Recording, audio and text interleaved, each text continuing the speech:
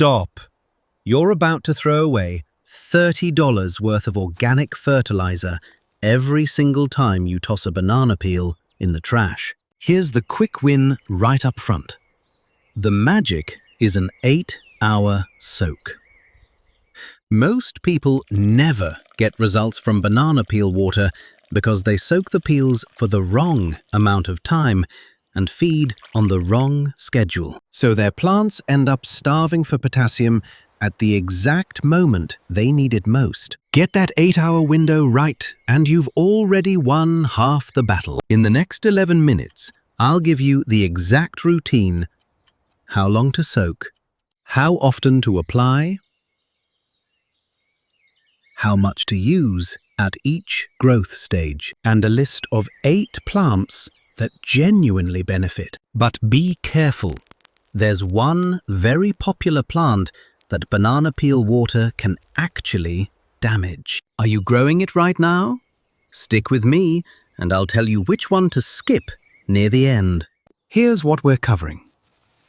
First, why banana peel water so often fails and why it's the schedule, not the recipe. Second, the exact routine broken down by growth stage with a quick reference table you can screenshot. Third, the full list of plants that love this and the ones you should never give it to. About 11 minutes start to finish. Let's get into it. Let me start with something the old-timers seemed to know long before there was a label for it. Banana peels are, quietly, one of the most potassium-rich scraps in your kitchen. By common accounts, potassium can make up a surprisingly large share of the dried peel, a figure often cited somewhere around 40%. I can't promise a lab number for your particular peels, but the point holds. There's real potassium sitting in something you are about to throw away. The catch is that it only leaches out properly when you soak the peels for the right amount of time. Soak for under 4 hours and you tend to get little more than faintly tinted water.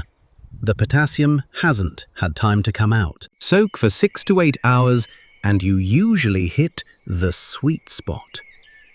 A light amber color, the right strength, ready to use. Leave it for 48 hours or longer, and the solution often turns murky, can grow a film of surface mold, and the strength gets uneven. So the preparation matters. But here's what matters even more: how often you apply it. Most people use banana peel water once a week, every week, on every plant they own, no matter what stage that plant is in. And that's usually where it falls apart. A seedling simply doesn't have the same potassium needs as a flowering tomato. A plant setting fruit is asking for something very different from one you just transplanted. When you use the same frequency across every stage, you tend to either underfeed at the moments that matter most or overload the soil at the wrong time. And overloading is a real risk.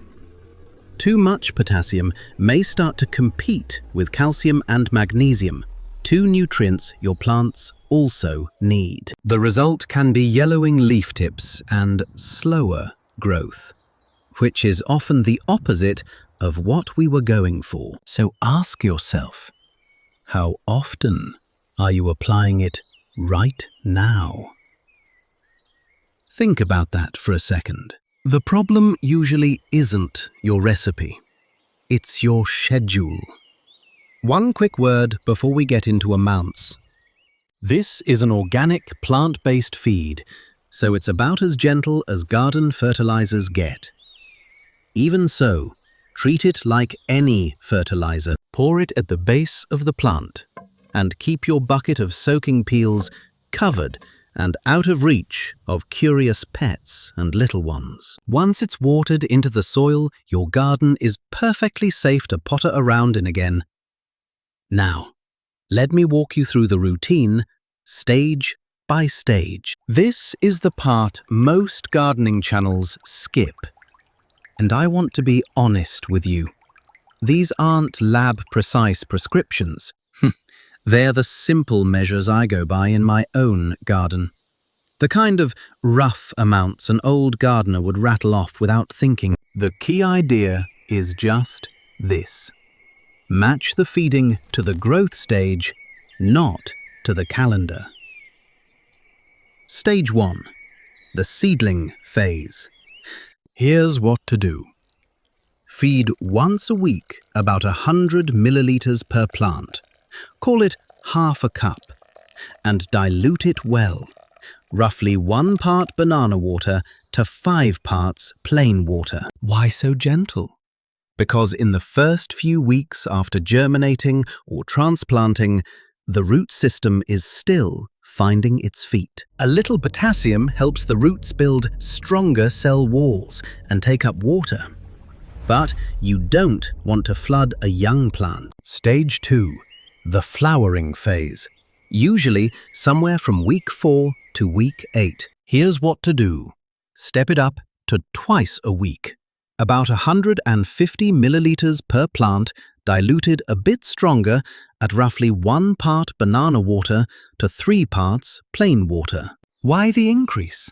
Because this is where potassium really earns its keep. It helps the plant set flowers and move the sugars that fuel them. Underfeed now, and you'll often see fewer flowers, more buds dropping, and a smaller harvest down the line. Think of it like watering. You wouldn't give a seedling the same drink as a plant in full bloom. The feeding should follow where the plant is in its life, not just the day of the week. Stage 3. The fruiting phase. From around week 8, once fruit has started to form. Here's what to do. Keep it at twice a week, but bump it up to about 200 milliliters per plant. Same 1 to 3 dilution. Why the most now? Because this is the hungriest stage for potassium. It drives the movement of sugars from the leaves into the developing fruit. And more potassium here tends to mean larger fruit, better flavor, and a longer shelf life after harvest. Let me recap the whole routine. Seedling. Once a week, about 100 milliliters diluted 1 to 5. Flowering. Twice a week, about 150 milliliters 1 to 3. Fruiting. Twice a week, about 200 milliliters 1 to 3. Green light first, then the ones to avoid. Tomatoes and peppers are the headline acts.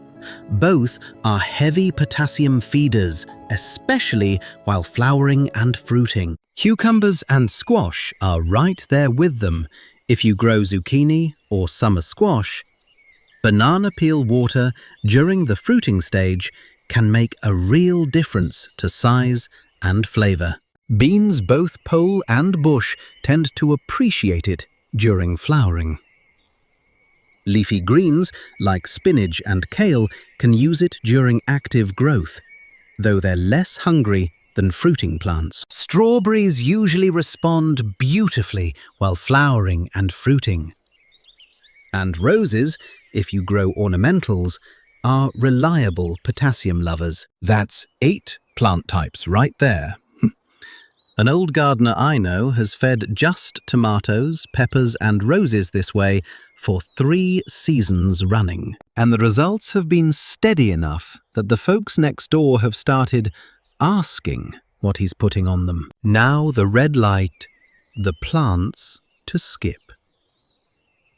Succulents and cacti. This is the one that surprises most people. And it's the plant I teased at the start. Succulents are built for poor, lean soils. A concentrated dose of potassium, even diluted banana water, can overwhelm their delicate roots and lead to root burn. If you grow succulents, leave them out of this entirely.